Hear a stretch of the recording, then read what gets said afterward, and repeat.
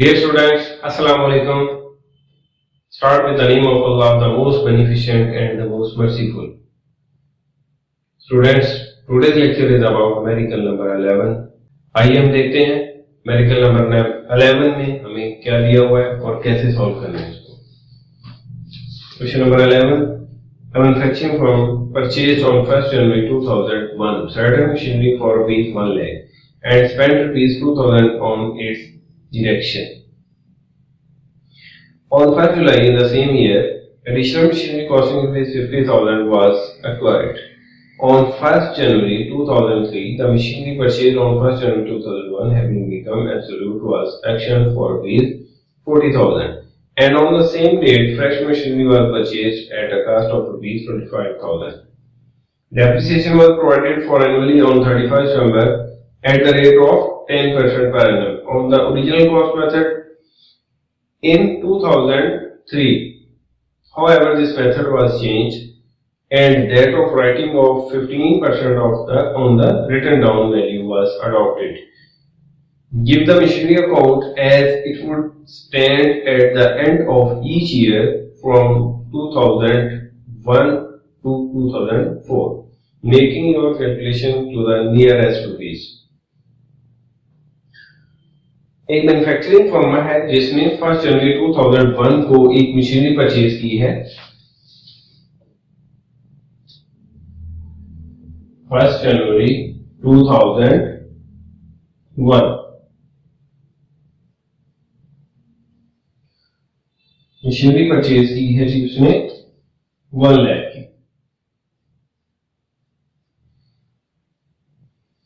और 2000 जो है उसकी इंजेक्शन पे इंस्टॉलेशन पे उन्होंने लगा दिया.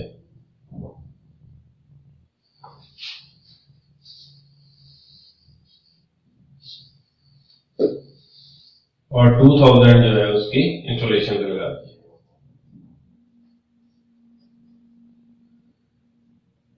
First July in the same year, उसी साल 1 जुलाई को उसने 50,000 रुपए की एक और मशीनरी खरीद ली है सेम ईयर को ऑन 1 जुलाई.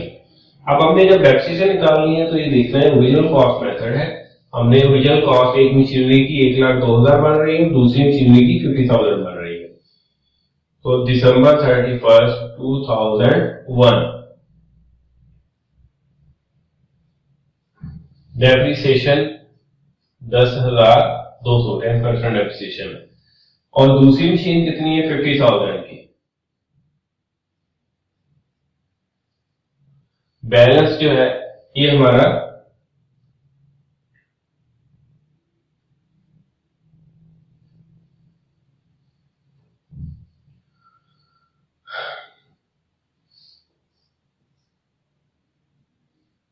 ₹1,52,000 टोटल है. इसका 1,02,000 में से 10,200 माइनस करें तो ये हमारे पास 91,800 रुपए जो है बैलेंस बच जाता है.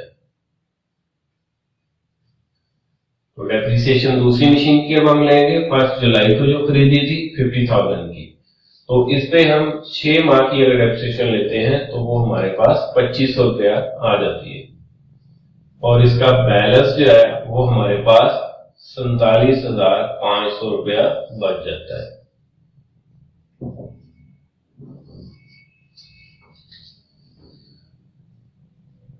फर्स्ट जनवरी 2002 बैलेंस 91,800 और टू बैलेंस दूसरी मशीन का 47,500.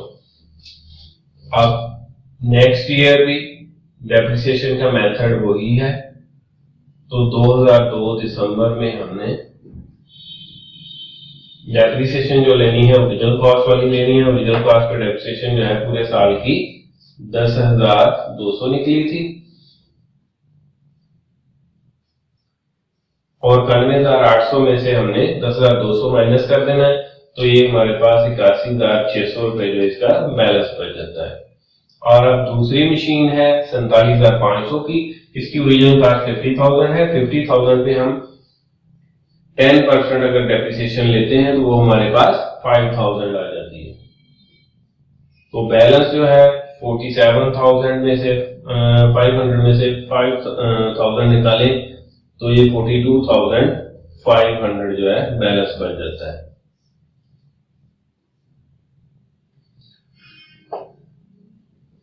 तो इसका अगर हम टोटल करते हैं तो ये 1,39,300 आ जाता है। अब बैलेंस जो है 2003 में शिफ्ट हो रहा है, 1 जनवरी 2003 टू बैलेंस कितना है हमारे पास? 81,601 मशीन का है, और दूसरी मशीन का जो बैलेंस है वो हमारे पास 42,500 है। अब वो कहता है on 1st January 2003 the machinery purchased on 1st January 2001 1st January 2001 को 1,02,000 रुपए की हमने मशीन खरीदी थी। कहता है having become absolute was auctioned for rupees 40,000 and on the same date fresh machinery was purchased costing rupees 25,000। तो बेची कब है ये? 1st जनवरी को। तो 1st जनवरी को जो है हमने एक और मशीन भी खरीद ली है जब ये बेच रहे हैं 25,000 की। तो अब इसके बेचने की बात कर रहे हैं तो ये साल के शुरू में पहले ही दिन इसको हमने सेल कर दिया है, इसलिए इसकी कोई डेप्रिसिएशन नहीं है। डेप्रिसिएशन तब होती है जब हम किसी चीज को इस्तेमाल करते हैं। 1st जनवरी को पहले ही दिन साल के शुरू में हमने इसको बेच दिया, हमने इसको इस्तेमाल ही नहीं किया, तो इसकी डेप्रिसिएशन जो है 1st जनवरी को डेप्रिसिएशन इसकी 0 है। तो 1st जनवरी को पहले ही दिन हमने इसको सेल कर दिया है बाय कैश ऑन सेल 40,000। इसको 40,000 का हमने सेल कर दिया है। 81,600 इसमें से 40,000 निकालेंगे तो हमारे पास लॉस की फिगर आ जाएगी, यानी 81,600 की मशीन थी, हमने 40,000 में बेच दी, तो बाकी 41,600 जो है 41,600 हमारा लॉस आ गया। इस मशीन की बात खत्म हो गई। अब हमारे पास 42,500 वाली मशीन है, तो इसकी हमने अब 15% के हिसाब से डेप्रिसिएशन लेनी है, क्योंकि वो नीचे पैराग्राफ में बता रहा है कि 15% डेप्रिसिएशन का रेट है, और रेट भी डिमिनिशिंग बैलेंस मेथड के तहत हमने मेथड भी चेंज कर दिया है और रेट भी चेंज कर दिया है। पहले 10% था, अब 15% है, और मेथड भी चेंज है और रेट भी चेंज है, दोनों चीजें साल चेंज हो गई हैं। अब 1st जनवरी को हमारे पास 42,500 की मशीन है, तो 42,500 मल्टीप्लाई 15/100। अगर इसकी 15% डेप्रिसिएशन निकालते हैं तो ये हमारे पास 6,376 रुपए इसकी डेप्रिसिएशन आ जाती है। डेप्रिसिएशन ये 31 दिसंबर को है, दिसंबर 31, 2003।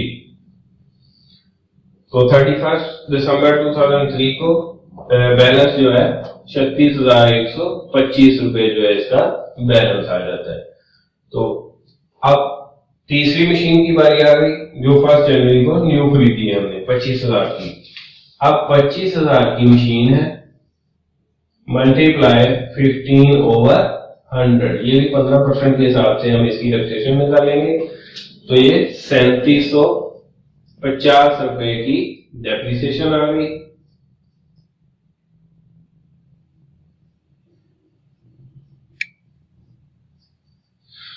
और 25,000 में से 3750 निकालें तो बाकी 21,250 रुपए इसका बैलेंस आ गया हमारे पास।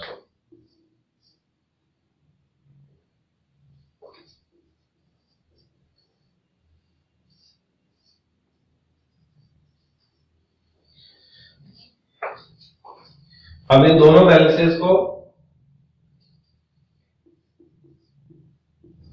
टोटल करते हैं तो ये 57,375 रुपए हमारे पास बैलेंस आ जाता है।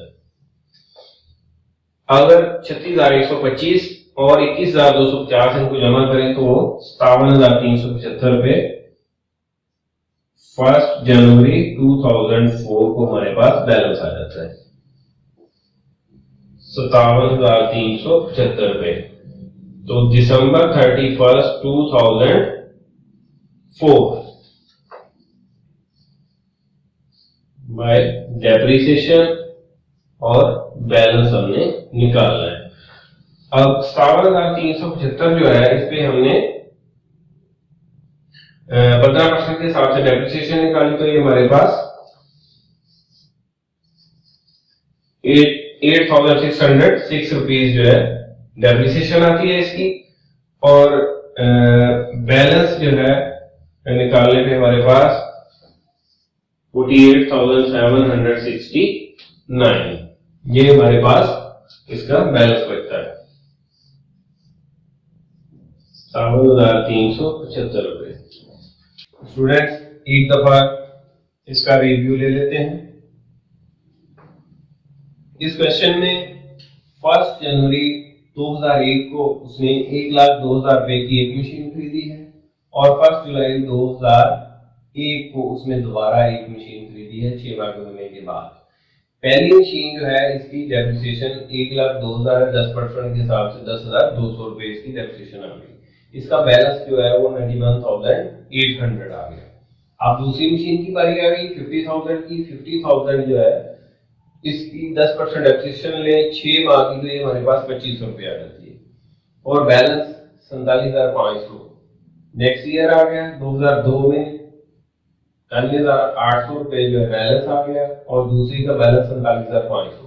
अब ओरिजिनल कॉस्ट मेथड है, इसलिए डेप्रिसिएशन जो है पूरे साल की ओरिजिनल कॉस्ट पे आएगी। 10,200 जो है ओरिजिनल कॉस्ट पे डेप्रिसिएशन हमने निकाली थी वो सेम आ गई। अब नेक्स्ट मशीन जो है इसकी हमने 6 माह की निकाली थी ओरिजिनल कॉस्ट पे, अब हम पूरे साल की निकालेंगे ओरिजिनल कॉस्ट पे। 50,000 पे 10% डेप्रिसिएशन में तो ये हमारे पास 5,000 आ गई।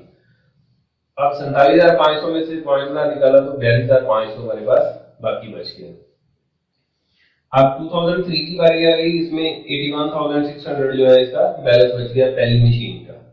तो पहले ही दिन साल के शुरू होते ही क्या हुआ, मशीन हमने सेल कर दी है साल के पहले दिन। 40,000 की मशीन सेल की है, 81,000 उसकी वैल्यू थी, और 81,600 में से हमने 40,000 माइनस किया तो 41,600 जो है हमारा लॉस आ गया। तो नेक्स्ट मशीन का जो बैलेंस है 42,500 है। अब मेथड भी चेंज हो गया है इस साल, 15% के हिसाब से डेप्रिसिएशन का रेट भी चेंज हो गया है। पहले स्ट्रेट लाइन मेथड था, अब डिमिनिशिंग बैलेंस मेथड है। तो 15% के हिसाब से 42,500 की डेप्रिसिएशन निकाली तो वो 6,375 रुपए आ गई, और बैलेंस जो है 36,125 रुपए इस मशीन का आ गया 42,500 वाली मशीन का। अब 25,000 वाली मशीन की बारी आ गई, ये भी 1 जनवरी को खरीदी थी, पूरे साल की डेप्रिसिएशन निकलेगी 15% के हिसाब से। 15% के हिसाब से डेप्रिसिएशन लेते हैं तो ये 3750 रुपए इसकी डेप्रिसिएशन आ जाती है, और 25,000 में से 3750 निकाले तो 21,250 रुपए इसका बैलेंस आ जाता है। अब लास्ट ईयर है, लास्ट ईयर में कोई सेल परचेज नहीं है, इसलिए हम दोनों का बैलेंस इकट्ठा करके इसकी डेप्रिसिएशन निकाल लेते हैं। अब दोनों को बैलेंसेस इकट्ठे करें 36,125 और 21,250, तो ये हमारे पास 57,375 रुपए टोटल बैलेंस आता है दोनों मशीनों का 1 जनवरी 2004 को। अब 1 जनवरी 2004 को 57,375 रुपए पे 15% डेप्रिसिएशन ली तो वो हमारे पास डेप्रिसिएशन आ जाती है 8606 रुपए। अब इसमें से डेप्रिसिएशन निकाली तो बैलेंस बच गया हमारे पास 48,769 रुपीस जो है इसका बैलेंस आ जाता है। तो स्टूडेंट्स उम्मीद है आपको समझ आई होगी। हमारा चैनल सब्सक्राइब करना मत भूलिएगा। नेक्स्ट न्यूमेरिकल जो है वो हम कल सोल्व करेंगे। कल तक के लिए इजाजत दीजिए। अल्लाह हाफिज।